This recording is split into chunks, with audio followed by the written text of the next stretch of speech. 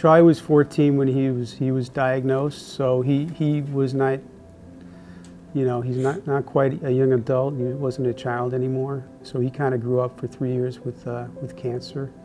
He was a very giving person.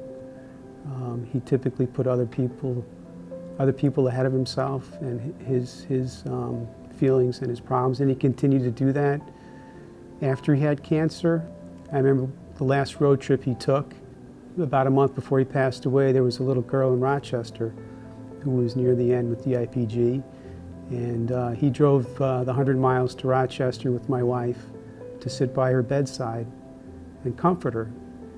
And it wasn't a surprise that he did it. It was very typical.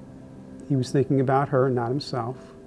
And I think that it kind of makes sense that he would want to donate his tumor for research, because he did spend a lot of time concerned for other people, particularly other kids that were suffering from brain cancer.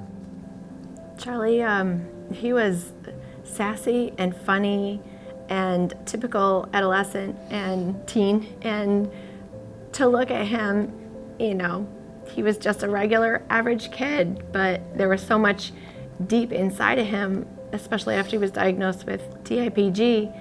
He really took it very seriously, the lack of funding for research, the lack of donations of tumors for research. He went to CureFest down in DC and got angry, which was not his typical funny self. He got angry that there was so many kids were dying of brain tumors, and he decided he wanted to try to make a difference.